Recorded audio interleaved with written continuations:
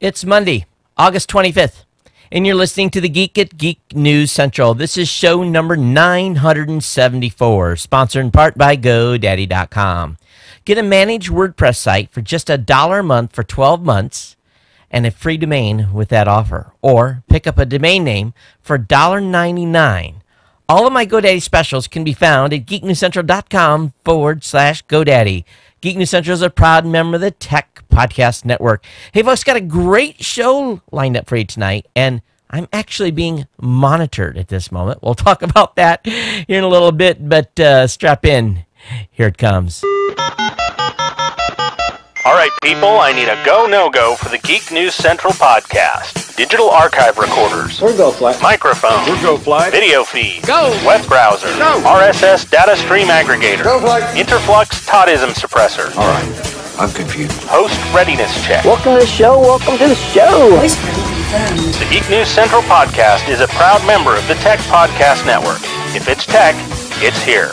All right, ladies and gentlemen, we are ready to go. Cue Todd in 5, Button, who's got the button? 4, There is no cause for alarm. 3, Everybody hold on to something. 2, Just press the button. 1. Aloha and welcome to Geek News Central. My name is Todd. Oh, what am I doing here? Pushing the wrong buttons. Everybody. Let's see if I can do that again. All right, there we go. Hey, everyone, welcome to the show. And for those of you that were listening, I started playing the intro again or something. I don't know what I did, but everyone, welcome to the show. Of course, my name is Todd Cochran, and we're off to a smooth start tonight. But I want to give all of our longtime listeners and viewers a shout-out. And those of you of course, all of you are part of our Ohana. Thank you for being part of our family here, and thanks for staying subscribed.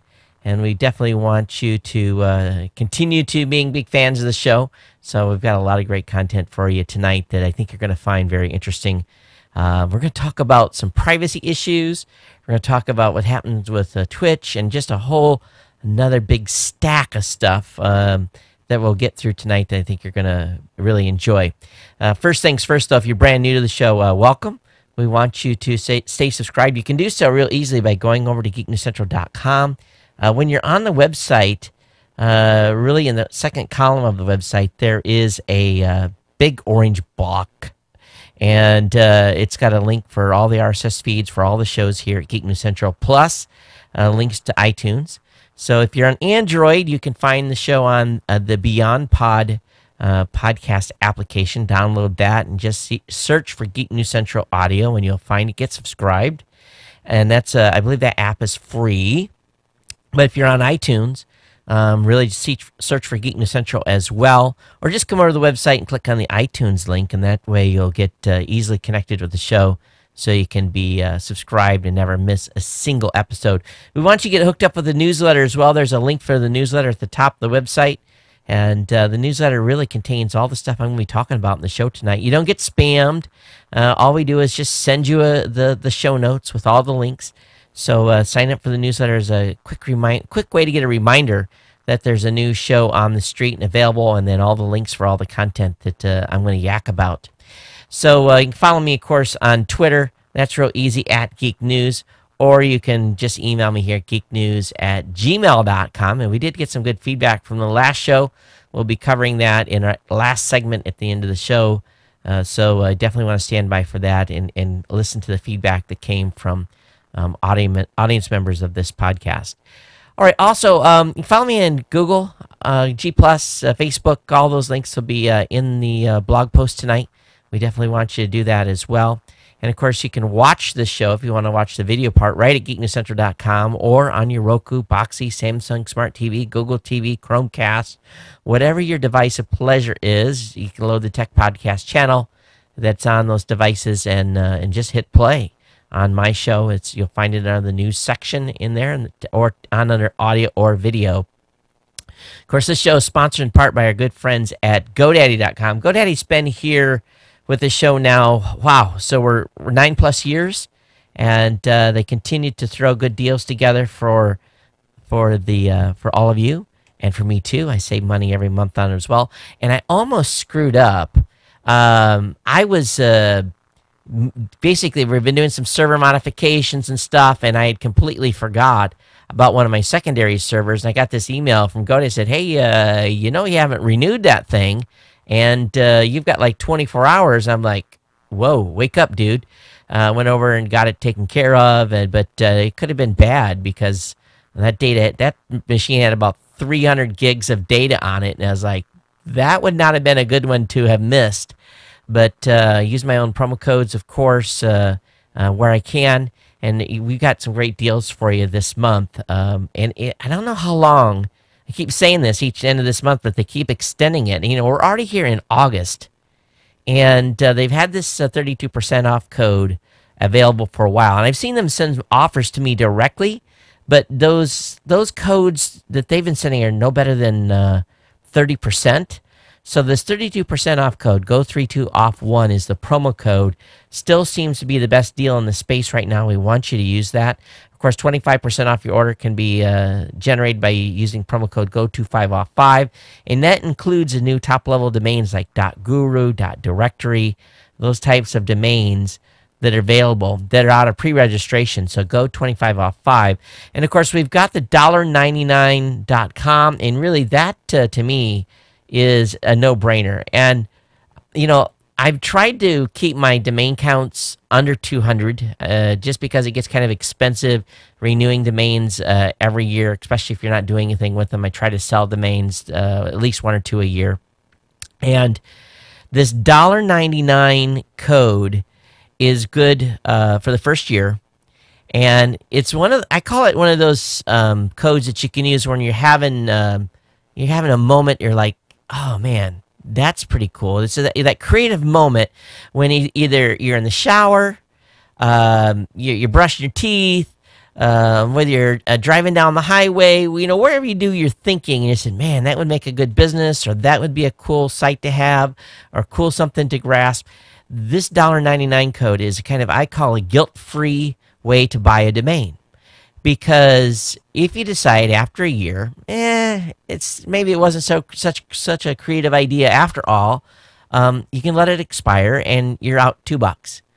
But then again, if it's something that you're going to have some time to, there goes the phone. It doesn't happen very often here on the show. We'll see how many rings it takes them to get to it.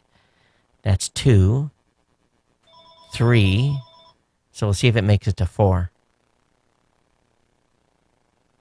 It didn't make it to 4. I heard somebody run to grab it. So that $99 is a guilt-free way to buy a .com. And if something is going to work out, you're going to develop it. If it's not, you let it expire at the end of the year. And for $1.99, boom, you've made a great investment. So GNC 199 is that code. So definitely get over there and pick that up. Again, on the promo codes, on the actual promo code page at geeknewscentral.com/GoDaddy, you can just click on the promo code, and that's going to lock you in. And it's going to load a page. Now, let me click on the 32% off code here and let that page load. And, they've got a 33% off code. I'm eating my words here. You guys didn't see that, okay? An offer limitation for those of you that are watching. So there's at the top of the page, there's some offer limitations, and it'll tell you exactly how you can use the code or how you can't use the code.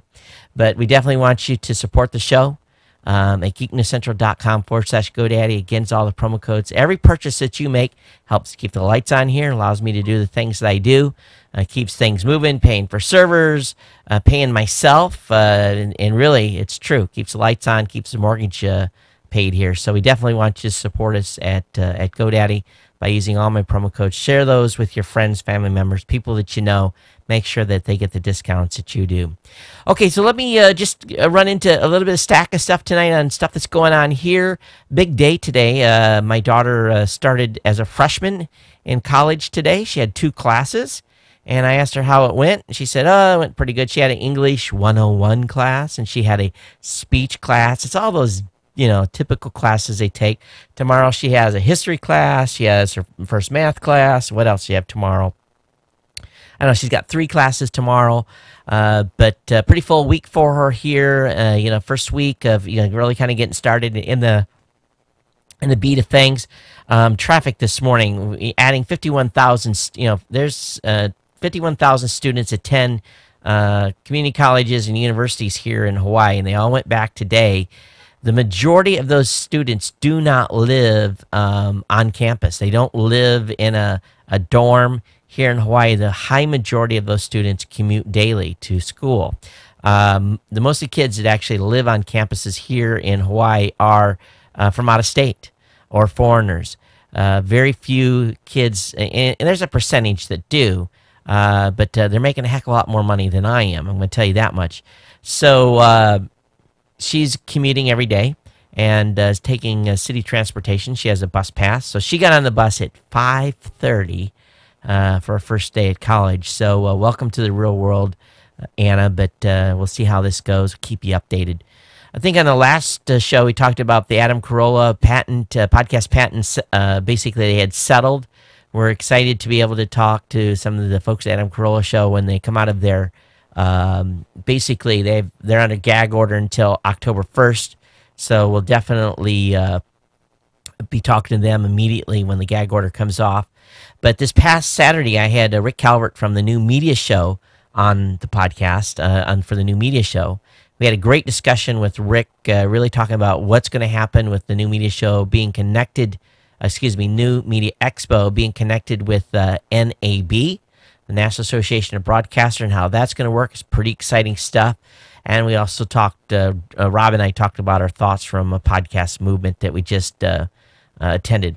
But I did want to show you guys something here. And those of you that are listening, what I'm wearing, and I don't know where the box went. Idiot me. I was looking for, basically, I'm wearing a sensor right now that is basically measuring my heartbeat. And my heartbeat's up a little bit right now at 90 beats a minute. Probably because I'm a little bit excited doing the show, so it's up. It normally is, 75 to 80 is what it normally sits on. But it also gives you a bunch of stats of what's going on with your heart, the amount of calories that you burn, your respiration rate, skin temperature. And then for those of you that are athletes that wear those strap-on type of monitoring systems, it gives you an HRV level as well. And it collects a lot of data, and it shows, it's got it designed so that you can do a stress monitor, you can do a recovery monitor where you've come off an exercise, and basically what I'm wearing, it's up here right on my chest, and for those of you that are not watching, basically it's it's above my heart, but it's basically a sensor that is stuck to my chest with super sticky tape that comes with it's really hard to describe, but I'll be doing a review on it. But it sits at a 45-degree angle at about 3 inches apart, and it has 2 probes with the gel. This has been on now for 3 days. But for those of you who aren't watching, what is being shown on my iPhone is the typical type of thing you see with an EKG. It gives you the to-dump, to-dump, to-dump. It basically shows you exactly what's going on with your heart. And I've had it running now for about 20 minutes. I started it before the show. But it shows some pretty cool stuff. It shows, and I had to look some of this stuff up because I was like, what does it mean? So LF, HF, RM, SSD, HRV, your heart rate, again, your respiration rate, something called double R, the energy burn, skin temperature, and if I was walking, it would measure the number of steps and activity. And what it is this, and I'm going to stop it here, is what we have is it's got a little bit of it's got like a chip in it, and this chip can be removed, and then as this sticky piece, which is supposed to last 3 to 5 days, becomes not so secure anymore, you peel it off, and then you take the little sensor out, and you change it back with a new piece of sticky tape. I have no idea what the sticky tape cost with the leads that basically hook to your chest, like would on a regular EKG. It's something that's on there permanently. Not permanently, but until you peel it off. Because I was looking all over their website and I couldn't find the pricing, but they sent it to me for reviews. I've been, again, wearing it for the last 3 days. Probably will stop tomorrow. But it's pretty cool to check your baseline. My wife and I went walking 2 nights ago. We did some brisk walking, came back, and I basically got to the house and said, okay, let's check it now. I measured it where my heartbeat was at. The 5-minute recovery rate, it kind of gave me a little grade on how I did for recovery, even though it wasn't like running or something, which this is designed for. But so far, it's pretty cool. And it's actually pretty scary what this thing can collect and be sent typically up into the cloud to be stored. So, if you have an issue, you're going to basically put your issue right up online in their digital cloud. But at the same time, I know many of you have wore heart monitors before, where you've had to carry a little, bag behind on a belt or something for a week, and those things are kind of a pain in the butt. So I could see where medical doctors are going to be using this as a way to monitor, someone's heart rhythm, and it would be running continuously for the amount of time on a test, and they'd be able to go back and look at that for looking for irregularities and so forth. But the actual app that I'm using with this is a $9.95 app on the iOS store, and let me come out of it. It's called Sweet Beat Life. Sweet isn't like sweetbread, SWEET, Beat Life. And you can actually order the pads right through the app. So I think there's obviously a business relationship there. I couldn't find what the pricings were online, and I probably should just go into the app and try to go to the store and see. But for the hardcore athlete or someone that's just trying to get a handle on where they're at from a health standpoint, or if you're training, I think this thing is going to be pretty cool. Probably be more inexpensive than the belt. You don't have to wear it on a continual basis. But this is amazing stuff that's coming into apps when it comes to a health perspective. So I just wanted to give you an update on, or just let you know about that and tell you that there'll be a review that's forthcoming. Now, on the not so exciting tech side, on Saturday after my new media show with Rob Greenlee, I did plumber duty here at the house. We had some issues with our Kohler shower controls in both bathrooms. And so $160 later, got the guts replaced. No, not under warranty because I'm a second owner of a house. But long story short, these things lasted, these little valves lasted about 6 years. And then both of them gave out about the same time. And basically it was either full cold or full hot. And that gets a little annoying, especially when you have hot water from a solar hot water heater that is way off the chart. So, that was my excitement for Saturday. So anyway, let's wrap up the chit-chat here. We'll get into the tech, but do want to thank some of our GNC 1000s, folks that are basically contributing to the show. Of course, everyone that is part of this audience is part of the Ohana here, but we do have some folks that have come in at just, at a very, very base level. I do want to thank Ohana Micah, Ohana David. I do want to thank Warrior Curtis. I want to thank Kahuna Michael and Big Kahuna Sports Junkie for their contribution to the show. It's definitely greatly appreciated for your contribution, whatever level you may be contributing at. And, of course, for those of you that have not checked this out, we do encourage you to do so at geeknewscentral.com/insider. Ohana, again, everyone's an Ohana member. Warriors are at $60 per year. Kahuna is at $125 per year. Big Kahuna is at $250. Lahi is at $500. To join the Warrior Council, it has to be a $1,000 contribution, lifetime contribution to the show, and we'll be inducting some folks into that very soon. And, of course, at some point down the road, maybe we'll get some people that are part of our King's Court with a $5,000 lifetime contribution. So we want to thank all of you that are supporting the show financially and being part of our GNC 1000. It definitely helps us continue to do what the things we do here, and I hope that I bring enough value to the show, to the content that I bring for you each and every week, twice a week, that you'll be able to consider contributing to the show. Don't forget about our other shows at geeknewscentral.com, The Elder Divide, Robot Underpants, Gadget Professor. You guys have fallen in love with Don Bain, so make sure you're checking him out. And, of course, the new media show they do with Rob and myself each week on Saturday. And, of course, this show here, Geek News Central. So let's go ahead and get into the stack. I do have a huge stack tonight of stuff to get into. And those of you that are on YouTube tonight, we want to thank you for joining us live.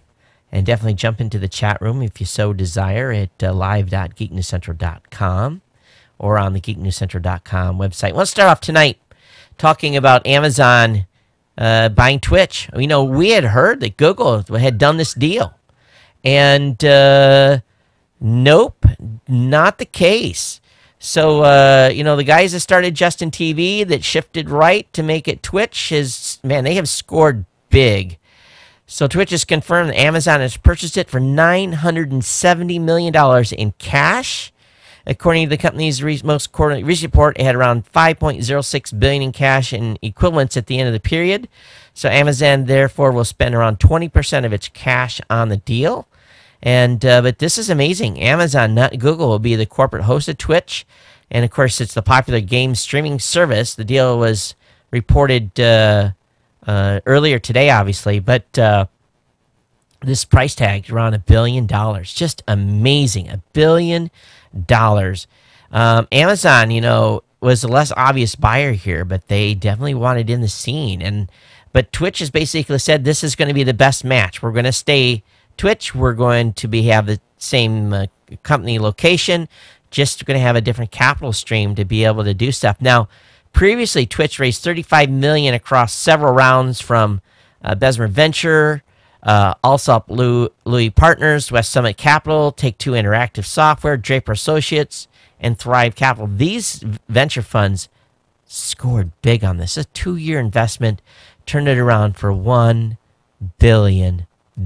So, you know, congratulations to the co-founders at Twitch for really having a huge payday.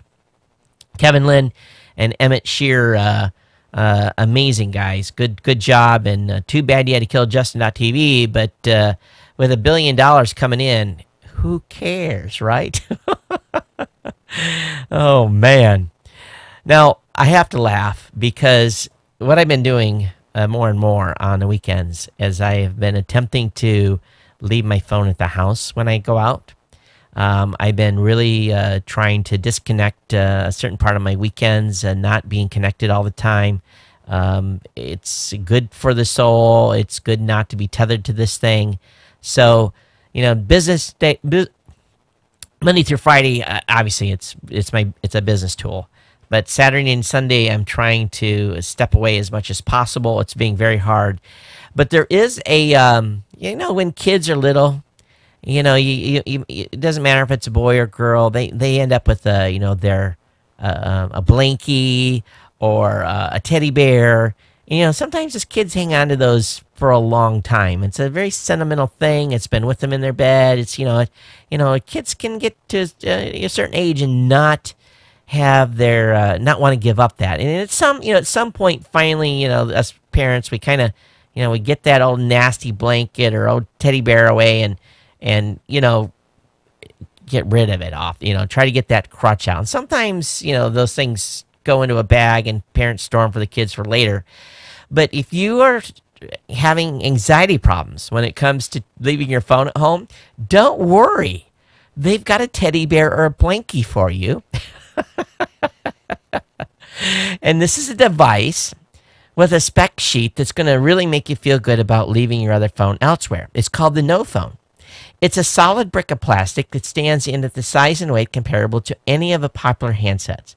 What's more, the device has a 0-megapixel camera, infinite battery life, and is both waterproof and shatterproof. All of it looks good on paper, but the real selling point is how the No Phone features improved communications, eye-to-eye contact, and conversing with actual spoken words at the dinner table. Couples are getting back together. They're, you know, they're actually finding time alone. This thing is perfect. The No Phone, when you need a little bit of a blankie or a crutch to get over having your real phone in your pocket. Yeah, obviously this is a gag, but you got to love it. Someone actually come up with this, and I know a few people in my life that could use a No Phone. I have 2 kids that could use a No Phone. And if this actually comes available on sale, I'm going to be using this as a, how should we say it, an attitude adjustment thing, and be like, hey, give me your phone. Okay, here's the no phone. You can hang on to that while I have your phone, and you think about how you're using it, how much you're texting, and a good 12-step start there. Step 1, admitting you have a problem, right? So the no phone, I think, will be good for those that are addicted. How many of you guys just want to buy one of these to have that as a, here's your blankie. Here's your teddy bear. Oh, man. I just laugh when I see this kind of stuff, but big fun. All right, a couple of articles that just kind of made me go, just a little bit. And this study by MIT, and this is a title. MIT study says robot overlords could make for happier human workers. Study says robot overlords could make for happier human workers. New research at MIT reckons that robots controlling human tasks in manufacturing is, of course, we know, is very efficient, very fast, very perfect, but preferred by people that do the work too. Automation in the manufacturing process has been around for decades, but a new study aimed to seek out the sweet spot where human workers were both satisfied and productive. And they basically did a study that had a couple of connections. The robot was interacting in different types of processes that was going on. But basically, they discovered the answer was to give machines more autonomy and help people work with robots as a teammate. The study was composed of a group of 2 humans and 1 robot working in 3 test conditions. One had all tasks allocated by a human. Another where all tasks were allocated by the robot. And the final scenario had 1 human allocating tasks to themselves while the robot allocated tasks to the other human, to the other meat sack. Yes, to the what you're listening to, or what you're put your hand in front of your face. Researchers found that when the robot was in charge, not only was the group most effective, but the human workers also preferred it, saying that the robot choices apparently better understood them. I don't fully understand how they implemented this, but to me, it sounds a little weird and a little scary that if this study proves to be true, that humans preferred having a robot tell you what to do. It's a little odd, isn't it? Or is it? Aren't we quite addicted to our phones? Our phones buzzes, we pick it up.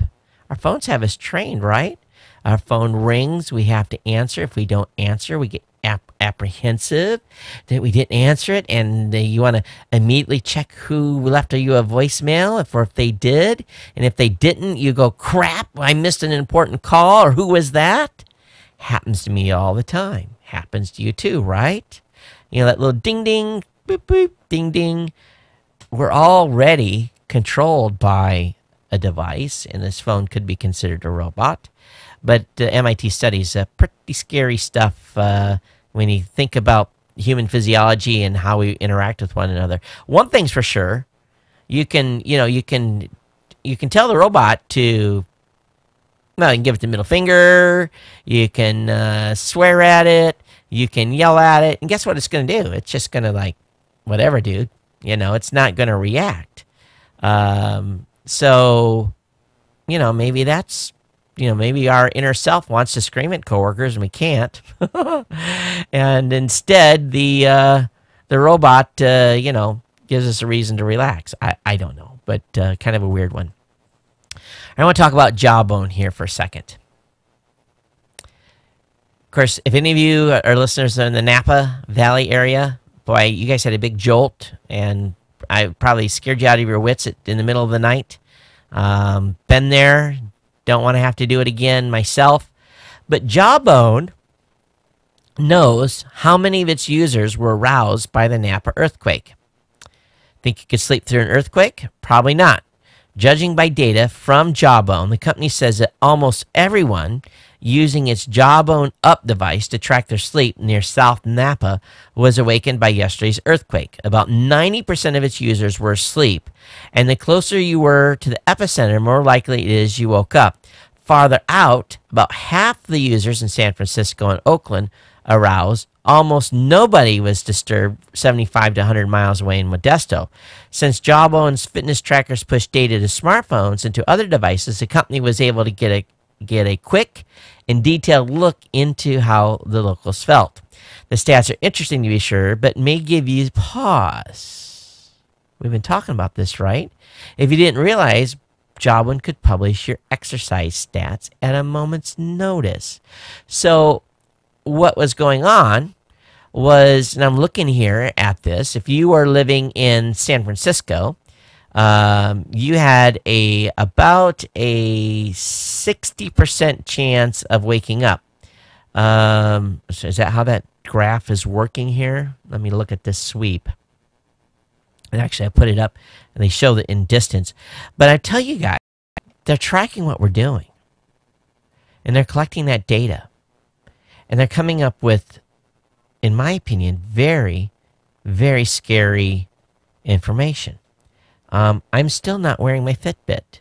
My Fitbit is still on my desk here. Okay? Is this device I'm wearing tracking some of the same information? Absolutely. So now I'm submitting very personal data up to an app, to a cloud, heartbeat data. What if this data actually contains something that I didn't catch, like some sort of heartbeat rhythm issue, skipping a beat every once in a while, because that happens to people, right? Boom, boom, boom, boom, boom, boom, boom, boom, boom, boom, and you miss a beat every once in a while, and there's medical treatment for that. So these aren't my doctors, okay? Jawbone is being used in a lot of people. Same thing with Fitbit to track fitness and what you're doing and type of exercise you're getting, what kind of food you're eating. So it should make you go, a little bit. But if I look at this graph and I bring this up for you, in Napa Valley, over 80% of the people that were asleep, actually, and the ones, again, they say almost everyone was asleep, 80% woke up to the earthquake. And now if we move out San Francisco, about 55% woke up. Go further out to Sacramento, it was about 25% that woke up. Now the Modesto line is about 7%. So that just gives you an idea here, and it can show if people actually got up, the earthquake went off, and then relatively quickly, within about maybe 30 minutes, people started crashing again and going back to sleep. And by about 4 or 4:30, 5 o'clock, almost half the people were back asleep again. And what's really incredible to me here, if you guys looking at this, is that it shows on this graph that about of the Jawbone users, about 98% of them or 99% of them were still awake at 9 p.m. Then at 11 p.m., that number had dropped, where there was probably 20% of the people had started to go to sleep that were using, and it just tapers off very quickly, where most of the people were, under 20% of the people were still awake. So this is some incredible data to show sleeping patterns of Americans that are using Jawbone in specific regions. It just really puts some perspective there to you in being able to determine, what people are doing. And it should make some of us sit back and really question how much data we're willing to give up to folks like Jawbone and to Fitbit and so forth. Now, going a little bit further on the privacy side, we're getting ready to start another political season here, right? And all of us are, most of you have done primaries, and you're getting ready for a general election in November. You're going to start seeing advertising on TV. But they're saying that very soon political TV ads will know who you are. Well, like it or not, these elections are upon us. And this time around, the political advertising may cut a little too close to home. Both Democrats and Republicans are using a new TV ad targeting system from DirecTV and Dish to take advantage of voter records to personalize campaign ads on your DVR. If you tend to swing between both parties, you may get different commercials than lifelong supporters. You also might get reminders to vote early if you frequently cast absentee ballots. And unlike conventional targeting methods, which runs ads on shows they believe certain demographics will watch, those promos will automatically appear on any show you record as long as there's a free slot. So they're changing the pitches, and they're going to get very annoying. And they have enough data now to figure out who you've donated to and be able to track that back to you and say, hey, Sam across the street is a Democrat and Susie next door is a Republican. So not only are we going to show them a lot more Republican ads, or maybe not as many Republican ads, maybe we get a lot of Democrat ads, maybe the Republican National Committee or the Democrat National Committee will start sending you donation advertising in front of you. Now, the DVR technology may spare you some grief. But there's definitely going to polarize voters by limiting your exposure to different views. And maybe if you're a hardcore Democrat or hardcore Republican, those parties won't even, the opposite parties will decide, he's not even worth advertising to. Don't show him an ad. So what do we end up with then? We end up with less diversity, more, you're not going to see an opposing view. If you're a hardcore left or hardcore right, it's what's going to really target is those folks that are in the middle. Now, they don't know actually how you voted, but there's a lot of things that can tell. A lot of buying, purchasing habits, they can tell which way you vote. Again, donation to campaigns, the charities that you support and so forth, which a lot of that information is public record. They just look you up, say, oh, man, Todd just donated, $500 to candidate X who's in party Z. And what then will happen is they'll be like, aha, he's willing to spend money. So for this particular party, so let's, advertise to him to do a donation and badger him to make sure he makes a payment. A little too close to home, folks. All this is getting a little too close to home. All right, now I talked about the thing I'm wearing here, but Ralph Lauren's has developed a smart shirt for athletes, and it's doing some of the same exact things that this thing I'm wearing. The Polo Tech shirt, which was made with the help of Canadian tech firm Signal, has a built-in sensor that tracks the wearer's heart rate and movement. Data then gets sent to an iOS app thanks to a Bluetooth-enabled box that detaches from the shirt when it's time to do laundry. And it's in the prototyping stage right now through some U.S. Open ball boys will wear this week at the U.S. Open. And but basically it's designed to take the place of a standalone fitness tracker or heart monitor.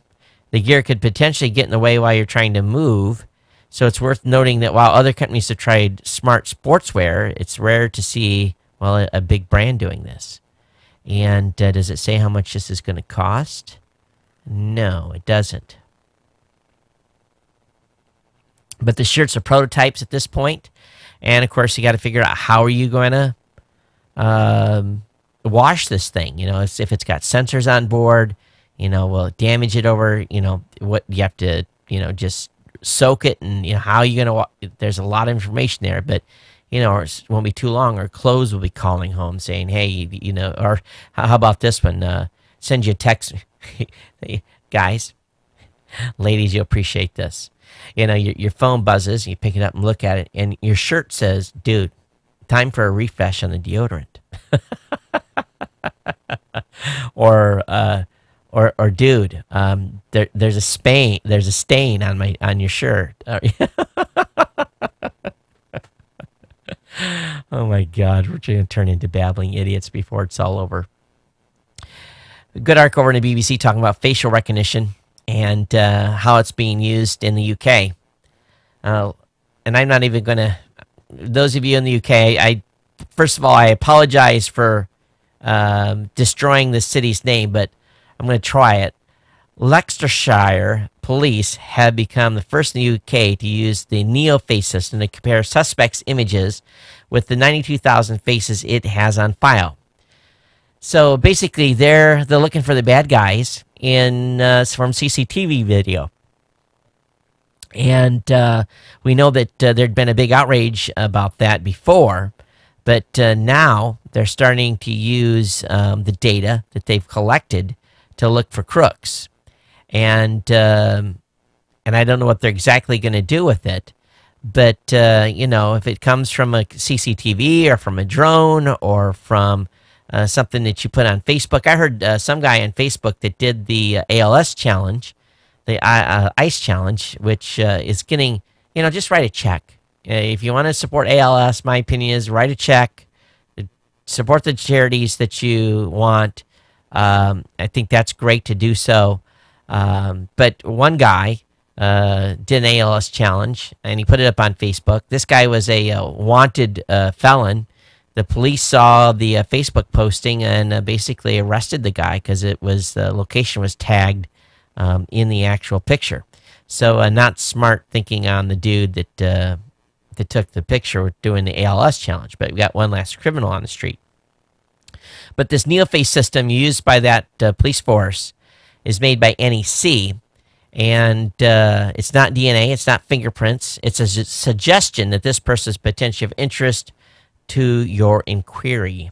So, pretty interesting stuff here. Pretty interesting stuff. I don't think any of us are surprised with this type of technology being used to catch criminals, but I'm surprised it's the first time a police force has admitted to using data that's in a databases to find bad guys through facial recognition. All right. Oh, come on, page. Load. Why aren't you loading? Let me refresh it here. This is a good article. Oh, come on. Why are you... You know, every once in a while, what's happening tonight is that... Is my internet out? Let me look at the... Oh, we've got problems with the stream. How much did we have problems with the stream? We had a little bit of problem with the stream. But as right now, it says it's good. I don't know why we are... Oh, I had... Shockwave was crashed. That's what's going on. All right, so let me talk about this next article here. NASA has a spacecraft en route to Pluto. And what the story on this is, launched in January 2006, the New Horizons spacecraft is carrying cameras, spectrometers, instruments that will analyze dust, map Pluto in color, obtain more than 1 million spectra about Pluto's surface, measure content of its atmosphere, and look for new satellites. And this is the first time we're going to get a close look at Pluto. Pluto obviously is on the way on the outside ring, and even the most powerful telescopes we have today don't tell us a lot about Pluto. And they say everything that we know today about Pluto could fit on one piece of paper, but that's all going to change. July 14th, 2015, which is really not that far away, folks, will arrive at its flyby destination. So this is exciting stuff here. So we will be watching and talking about this as it makes its approach. So pretty cool stuff here that's going to happen. Hey, another thing, too, is 10 seconds before the shaking started earlier Sunday morning, an experimental warning system at UC Berkeley sounded an alarm 10 seconds prior to the earthquake. And so the system works by leapfrogging the earthquake. Sensors near the fault lines detected the first sign of an earthquake, and the fast-moving but less destructive P waves calculated the severity of the quake and broadcast a warning before the more powerful destructive S waves arrived. So basically, even though it was 10 seconds, it was this is a pretty big deal for these guys. They're pretty happy about it. And it may not seem like much, but even a few second notes could allow utilities to shut off gas lines, elevators to let people off at the next floor, and trains to slow down.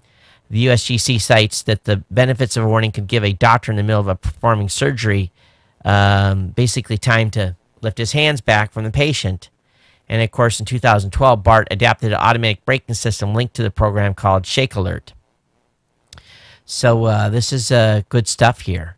And but 10 seconds is, yeah, a lot of time when you're trying to, shut down a lot of stuff.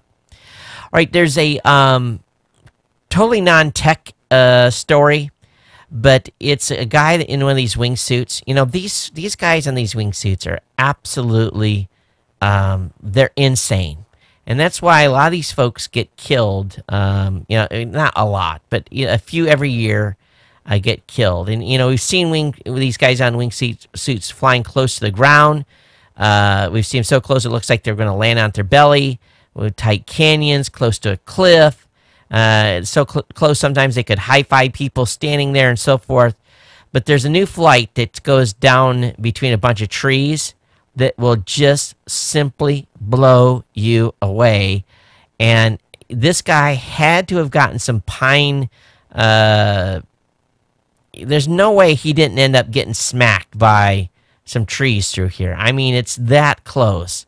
When you see the video, you're going to you got to be kidding me. And I don't know how they figure this out, but man, what a run this dude was on. And all I can say, lucky, just about another, little dive, a little branch here or there, and man, pow, you're you're so dead. So anyway, link will be up in the show notes. You have to ant these guys for doing some of this stuff. Okay, we got someone in the chat room. Is that supposed to be feedback? Feedback. Funny. All right, let's talk just a little bit here about iPhone 6. Some more pictures have been leaked. And if the new iPhone is to look like this, I would be surprised. It shows some looks like major changes here to the iPhone. And specifically in design. So silver, gold, and gray. Very thin. Same type of controls on the side. Now that's a little different. Maybe not. It looks a little different. But a little bit more rounded. So looks like we're getting thinner. The material looks a little different in these iPhone 6 supposed graphics. But they've gotten pretty good at this stuff over the years. So we will see if this turns out to be the case. But still, a rumor is 4.7-inch screen is what they're looking at. So if you're excited about iPhone 6, I have the link up in the show notes for you to check out. Yeah, I read some blogs that are by SEO people, folks that are basically have high positions in different companies. And oftentimes, those of us that use an iOS device, we're lucky. We get the app maybe sometimes very much, or many months, or even sometimes years ahead of Android users. And of course, the Android users always ask companies that have popular apps, so when's the Android app coming? And people always say, soon. But there's a good article over on a blog that I'm reading that basically he is one of the guys that works on the Swell app, and he's an investor at Haystack Fund. And he talks about why developers sometimes should just do iOS only and wait for a long time before introducing an Android app. And his reasoning is because there are so many branches to the Android system right now, so many forks, that supporting all those forks can be a true pain. And but I don't know if I agree with him here. The Android community has been a little slow on the uptake on buying apps. I think that's largely because they may be a little bit disenfranchised based upon what this guy's saying, that, hey, forget Android, build iOS first. There's, iOS users are spending more money and stuff. That just is kind of a slap in the face to the Android folks. You guys know I've been testing an Android Galaxy S5, the Android, the Galaxy Fit. And I tell you, I love the phone. It's a great phone, and I loaded a bunch of apps on it, mostly free apps, because I didn't want to buy a bunch of apps that I wouldn't use later. And so far, I'm pretty impressed. I like the screen. There's a few things that are kind of quirky, but I haven't spent a lot of time rearranging the front screen, which I would if it was mine. But anyway, pretty interesting article. One thing I did do is, how long has it been since you guys cleaned up your apps on your phone? My kids have a tendency to get into my phone and just, they download games, free games, and so forth. But now I'm down to basically 4 pages, actually 3, and they're not all full pages. And I put a lot of stuff into separate folders to kind of keep stuff categorized a little better, and only the main stuff I use. And I basically said, okay, which 10 apps do I use every week? And I said this one, this one, this one, this one. And I put those all on the first page, and I just dumped everything to the secondary and third page. How long has it been since you cleaned up your phone and taken some apps out? Might be a good time to do that. There's a couple of reasons, and we'll talk about one of them here in just a few minutes.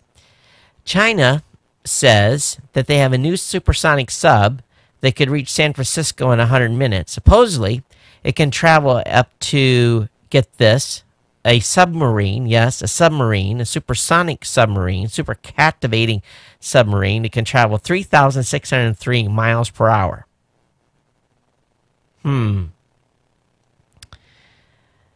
they steal that from us? Do we have something like that? Because I just can't see the Chinese being that creative. I'm sorry, they're good at copying things, so maybe they're developing something that they built from us. Again, I have no clue, but it makes me go, But, if they can't get us over the top, they can come through the sea. Anything that goes 3,603 miles per hour, to me, sounds like something that's fit to have a nuclear warhead on the end. If it's true that they have something, or think that they have a design that will go that fast, it will be a huge, huge game changer. Time will tell. One thing, it was when I was a kid, you go to school, and I remember very distinctly being at school as like a 5th grader. And, for some lunches, they served peanut butter and jelly sandwiches. And that was, that was the thing. It was usually a warm meal, but every once in a while they would break out the PB&J. Well, today in schools, you can't even have peanut butter on campuses most of the time because there's a lot of students now that have food allergies. And I don't know where all these allergies came from, because I don't ever remember anyone having a peanut butter allergy when I was going to school, or them being, and it hasn't been that long. But food allergies have been on the increase over the past couple of decades. And this is my theory. My grandmother, bless her soul, told me, and when I was a young lad and as a young adult, and having my first kids, she said a kid isn't going to be right unless they eat 5 pounds of dirt by the time they're 5. Now, she didn't mean for us to go out and eat dirt, but the basically it was go out and play, get dirty. Kids are gonna rub their faces with their hands, and there's a certain kids get dirty. That's just life, right? Now, when kids get dirty, oh, come here, let me wipe you up with some antibacterial soap, and let's wash your hands. And I remember coming in as a kid and for lunch, and like like putting my hand underneath the water for 5 seconds and, drying them off. The towel would be all dirty. I'd run and eat, get some food real quick and bam, back outside. We didn't wash our face and stuff. As a country boy, right? I'm kind of exaggerating a little bit because my grandmother and mother would make me wash up. But at the same time, we didn't have antibacterial soap. And I never had a peanut allergy. So I think her theory of every kid needs to eat 5 pounds of dirt by the time they're 5 is spot on. And because you're exposed to the elements, your body builds up resistances to all this stuff that's in our natural environment. And I think that's part of the reason why these kids and everyone has these peanut allergies now and, all kinds of weird allergies. But some studies have been done. They feel that they may get to a point here soon where they can put a microbe injected into individuals that are suffering from these allergies in their gut and basically retrain the body to reject or be able to accept peanuts and peanut butter. Now, they've only been testing this on mice so far, and a mouse is a lot different than a human. But what they've been doing is they've been using something called Clostridia, Clostridia. Clostridia is a common and diverse class of bacteria in the gut. So they just basically injected Clostridia into the mouths and stomachs of peanut-sensitive mice, and nearly instantly their sensitivity went away. A different type of bacteria called Bacteroides has no effect, so they tested 2 different bacterias. Perhaps most fascinating is how Clostridia stops peanut allergy. It somehow coaxes the cells in our intestinal lining of at least the mice to produce a molecule called interleukin-22, what makes the lining less permeable. That means fewer molecules from the peanut escapes from the intestine into the blood to cause the allergy problem. So it's kind of an interesting approach here. Not perfect, and definitely only working on mice at this point. But maybe 10 years, we're going to see something that could be used to treat some of this issues that humans have. So if you're a mom or your dad out there and you guys have young kids, just remember my advice. A kid's got to eat 5 pounds of dirt before they're 5 or they won't be right. I wonder if I got my 5 pounds. Oh, man. Facebook is finally banning some articles, link baiting articles. And they've declared war. Okay, whatever. I think they're the ones encouraged to begin with. So they've declared war on clickbaiting headlines, slamming them as spammy. The social network has noticed that lazy, poorly written headlines that lure in readers with ultimately unfulfilled promises are almost universally hated. BuzzFeed and Upworthy styles won't believe this garbage. In other words, the ones that you won't believe this is drowning out posts of people's news feeds, and that needs to stop, says Team Facebook. So Facebook will measure how much time you spend reading a story. If you click back to Facebook quickly, it's going to be considered as trash and will be buried into oblivion. Similarly, if you don't comment on or share the link, again, it's probably cancer ruining internet journalism. So Mark Zuckerberg's site is also cracking down on news posts that masquerades as pictures when users just want the stupid link. So they're definitely going to crack down on these folks. I think this is fantastic. And quit clicking on those stupid things and driving them into our news feeds, okay? All right, if you want to really, we got slow internet here in the United States. We're like 13th or 14th in the world right now. Well, let me throw this on to you for size. And let me see where we're at on time. Man, we're running long. I'm going to run long already. I'm never going to get through this full stack. 2 countries, 2 vastly phone bills. In the UK, and just in U.S. dollars, you're going to pay an average of about, let me look at this, boom, boom, boom, boom, boom. In UK, unlimited data, and let's see here, three UK offers unlimited data and requires no upfront payment. When Britain's 20% tax, the plan costs £41 a month or $67.97. The same plan provided by American carrier Verizon Wireless has an upfront cost of $99 and costs $90 a month. So not only are we getting screwed here in the U.S. on slow internet, in the UK, they're paying about $24 less per month for their mobile bill than we are. Just to go to show you that competition is good. If you like Newegg and you live in the greater Los Angeles area, same-day delivery is heating up. Newegg's going to be delivering to your door, same-day service. Where else? No, it's just giant. Newegg's only going to be in some parts of Los Angeles. So if you shop there, you can be advised that's going to happen. Good article over on Slashdot. Hey, if the Aussies can do it, why can't we? Australian Airlines are going to allow uninterrupted mobile use during flights. While you're in coverage during takeoff and landing, at least passengers flying with Qantas and Virgin Australia might be able to leave their devices on from as early as September this year after the Civil Aviation Authority decided it was no longer unsafe to do so. Hallelujah. So let's see how long it takes for that to happen here in the U.S. Never going to happen. Scientists grow whole organs inside an animal for the first time. So not only are they printing organs, they're now growing animals, growing organs inside animals. Researchers have success growing organs in a controlled lab environment. But repeating that feat inside a complex, messy animal body, that's more than a little tricky. However, researchers at the University of Edinburgh have managed the daunting feat for the first time. They've grown thymus glands inside lab mice by reprogramming the genes and tissues, regenerating cells and partnering with those with support cells. The team didn't have to use scaffolds or other cheats to trigger the growth. It just injected cells and waited. They weren't... now, of course, and those organs were full size, unlike baby-like results. They've seen some experiments. But, these are very efficient, and they were producing virus-fighting T cells as the real deal.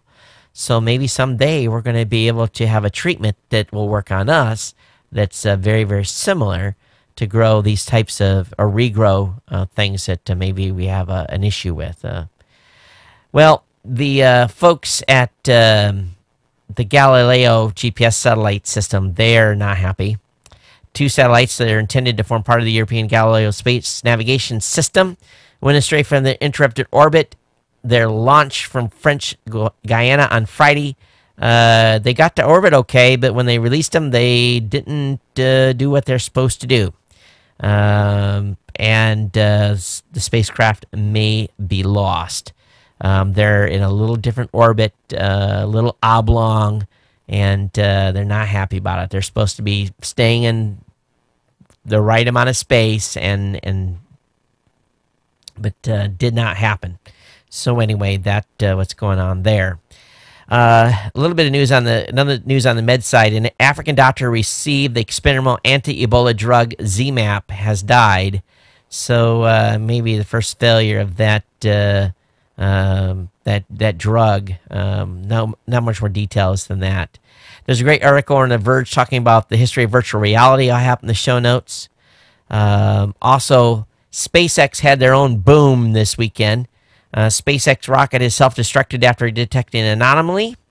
And at the test site in Texas, a new SpaceX rocket really they had to blow it up. It was caught on video. And a statement, SpaceX says the rocket detected an anomaly and automatically initiated its self-destruct sequence. No one and no cows were harmed in the explosion. A commercial Falcon 9 launch, which was scheduled to put AsiaSat 6 into orbit on Tuesday, has been delayed while SpaceX analyzes the data from the failed test rocket. And this is part of their Grasshopper testing with the FNR rocket that is currently being tested. And I thought this was already a done deal. Actually, this is a completely different story here. California lawmakers were voted to kill, they were voting to kill Uber and Lyft. I don't know if they got it accomplished, but one of the lawmakers who voted on it early in the afternoon was arrested at 2:24 in the morning for drunk driving. I think he probably could have got out of jail. He probably went to jail if he just called Uber or Lyft to get a ride instead of pulling a few back and blowing over .08 and spending the night in the pokey. So maybe I'll think about that. It's karma, isn't it? Karma is, there's something to be said there, right, on what happened. Google's released Slides app for iPhone and iPad. So this is pretty cool. Google is rounding out the suite of apps with the release of a Slides app again, giving owners of those devices a direct way to edit their slideshows and presentations on your mobile device. Have you ever been really scrambling? I have. I've needed to change a slide before and couldn't do it when I was on my tablet, so I'm looking forward to trying this app out. So Docs, Sheets, and Slides for iPhone and iPad. Very, very good stuff here by the folks at Google. Once again, being a disruptor. Article over on CNET, and this is big for me. I bought this is an iPhone 5, and Apple replaced your defective iPhone 5 battery for free. A small percentage of iPhone 5 devices sold between September 2012 and January 2013 have faulty batteries. I've got one. It goes down to 28%, and it just goes bloop. It shuts off. So you have to go over to their website. They've got a link. You have to put your serial number in. They tell if you qualify. You have to back everything up to the cloud and have it before you go into the Apple Store. Set up an appointment. I don't know if they do an exchange or if they take your phone and you get it back in a few days. I'm not fully sure. But this is huge, huge, huge, huge, huge, because this has been driving me nuts for about a year on this phone. And this one's less than 2 years old. So I'm like, fantastic. I'm glad that they're going to replace the battery in it. And so that was part of my reason for cleaning up my iPhone, like I talked about, and the apps I had in there, like I talked about earlier in the show. China's first high-resolution satellite captured some pretty cool images, and they've been filters have been put on them. They're not raw black and white or colored images. They're been put through a filter. I have a link in the show notes. They're pretty cool. But see, China's got their own spy satellites now.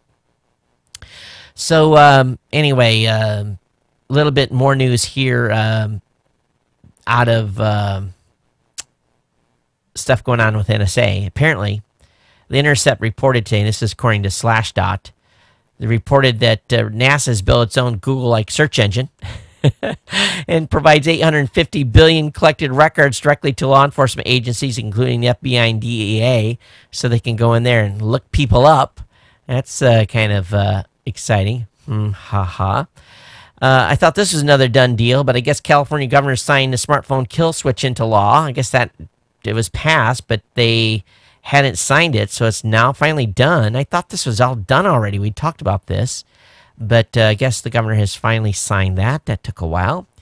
Also, there's an article over on Geek News Central talking about denial of service attack shut down on gaming systems, and of course actually made the Sony, one of the Sony execs that are part of PlayStation, they tweeted something about a bomb on an aircraft that he was on, which forced a landing of the aircraft. But they took out for a while Blizzard Entertainment servers. They worked on a variety of different PlayStation Network and so forth.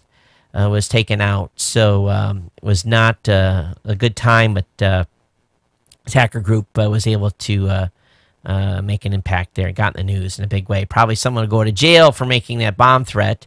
That's something the FBI takes very, very seriously.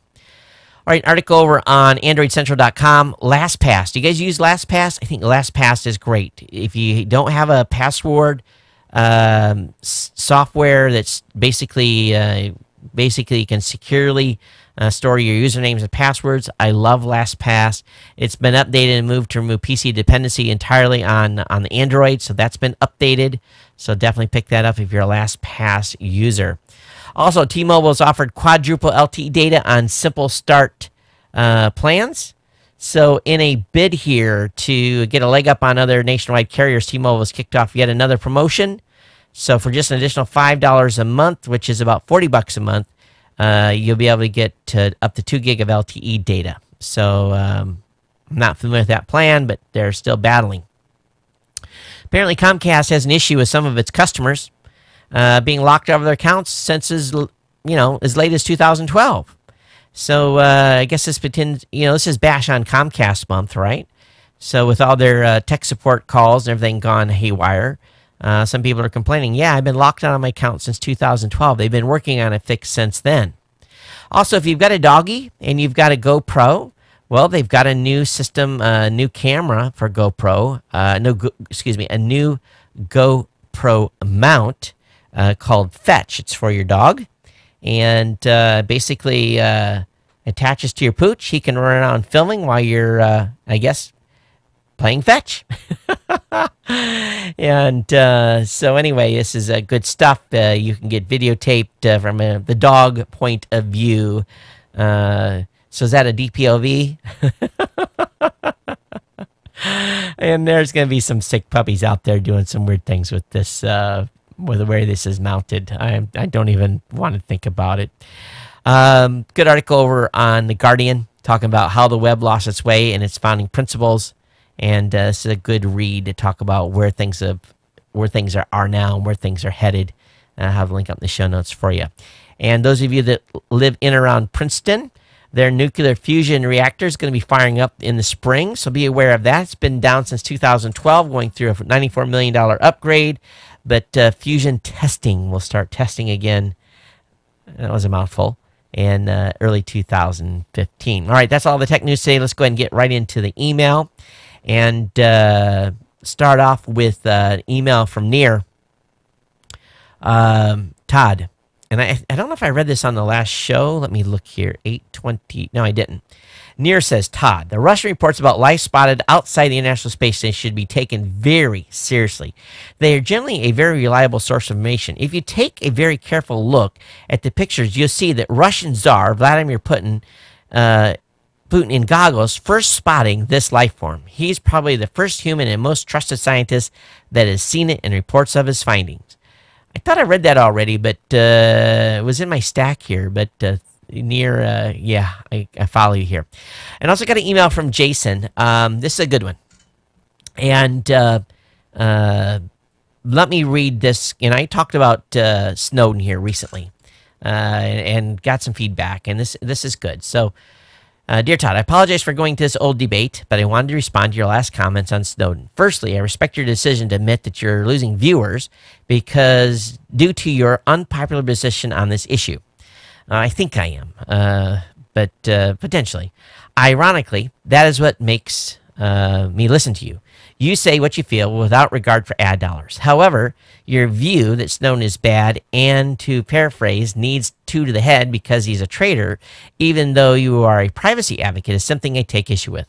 My problem with your overall view, it is still way too simplistic. I, myself, have blogged about how Snowden had probably done a lot of harm by increasing the risk to us for future terrorism. I think his 2013 actions make it more risky for us, and I'm the first expecting another 9/11 any day now. Also, your point about increasing cost is spot on. Money matters. So I'm not in total disagreement with you by any means. However, it is absurd, in my opinion, to deny the benefits of his actions. Nobody is purely evil or purely good. He allowed a lot of people to become aware of something they probably had a right to know. Why? The Fourth Amendment of the Constitution. It clearly implies that the government should not be doing mass surveillance of the population. Snowden knew the Fourth Amendment was being violated. Your view is that Snowden broke his oath of secrecy, but it clashes with another oath Snowden probably made, or at least should have made, namely the one all government employees have to make, which is uphold the U.S. Constitution. When someone makes two oaths that contradict each other, why should the one you personally cherish be so high above the other? The answer you gave was that the past spying caused harm, but this doesn't take into account enough benefits of our awareness that the fourth was being violated. Knowledge is power, and I am, for one, happy to have the knowledge Snowden gave us. So, Jason, I do appreciate your comments. I really, really do. But Americans had an opportunity through their congressional representatives to curtail what was being allowed. The Patriot Act opened the door for a lot of things to happen that, quite frankly, if you're fully vested in what the Patriot Act does, fully makes you realize what the potential of any government agency is to collect information. Again, my basic tenet on this, and from my previous experience, was he signed an agreement to keep his mouth shut. And whether he liked it or not, whether or not he thought it violated the Fourth Amendment, whether he thought that whatever the rules were, whatever articles of the Constitution he felt were being violated, he knew, and he has paid that price, that by revealing that information, he would have broke that agreement, and he will spend a long time in jail in a dark, dank cell if he's ever caught. So he's made that decision. He has to live with it, good or bad, and we have to live with the implications, good or bad, of that as well. Personally, based upon my past, I would not have done what Snowden done. And he got access to a lot of stuff I feel he probably shouldn't have had access to through whatever means he used to get it. Generally, stuff is very compartmentalized, and not everyone knows everything, and for good reason. But I understand your point completely. I don't necessarily agree with his actions at all. It is raised an interesting debate in this country for sure. And I can see all sides. But having signed a piece of paper many years ago that said that you shall not and will not and cannot talk about certain topics that I have been exposed to, I will not. Because I know that there is a dark, dank cell waiting for me somewhere if I did. So, I think that's really the crux of it. Whether you agree or disagree, that was where he crossed the line. And there are different ways to bring up concerns, and he obviously did not execute that. But I respect your opinion on that, and everyone's opinion for sure. I just have a little different perspective, and I guess maybe there's a movie, and Jack Nicholson basically is a Marine officer, and he basically screams at the top of his lungs that you can't handle the truth. And for the majority of Americans, they obviously had issue. They could handle the truth, but it comes with consequences.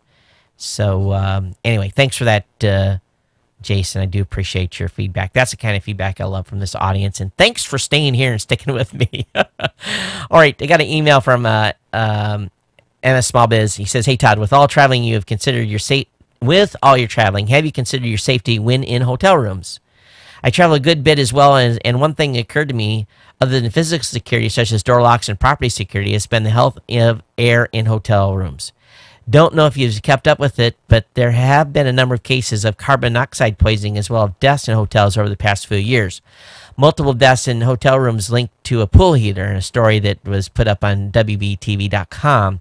And then again tonight, he said there was an entire hotel was evacuated for a heater problem, which again raised CO levels on WNEP.com. And I'll have a link to these all in the show notes. And personally, he says, I carry cable locks for gears of various types. I do too.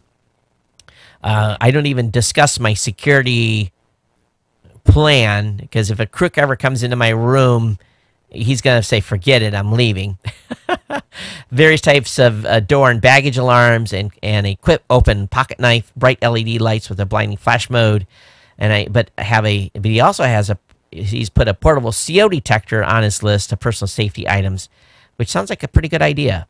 Another device I've kept an eye out for is a super small motion-activated camera that could be placed in a room where it's not noticed but could watch the room while I'm out. So far, no luck. I think you check out some of those like little spy stores and you might actually find one, or a game camera or something like that. May not be completely inconspicuous, but might fill the billet. Got an email from Timothy. He says, "Hey Todd, it's hard to believe it's been a week since podcast movie. I just want to thank you again. And Tim, I know you're a listener of the show. I had a great time in touch when I'm ready for hosting. In the meantime, I'm looking forward to your upcoming announcements. Hope we can meet again at NMX. So, Tim, thanks for being a fan of the show, and it was nice meeting you and having dinner with you as well. All right, that's going to wrap me up for tonight. We're already long. Thanks for being patient with me. We've done like 2 shows in a row, hour 20. I'll try to throttle it back here. I'm just excited to do stuff for you guys. Again, geeknews@gmail.com is the place to email me. If you want to leave a voice comment, there's a link on the website on how to do that. And as well as Twitter me at Geek News, on Facebook, on Google Plus, everywhere that I'm at. You guys know where I'm at. And those of you that are really considering the added value the show brings to your life, consider a donation, a monthly donation to the show. $5, $10, $15, $20, $25, whatever it may be. We definitely appreciate it. Become part of our GNC 1000 and supporting the show. I do appreciate all of you. And I want to thank you for taking some time with me today, or hopefully maybe 2 segments today to listen to the show. But I'll be back with you on Thursday with another show here of Geek News Central. Till then, everyone take care and aloha.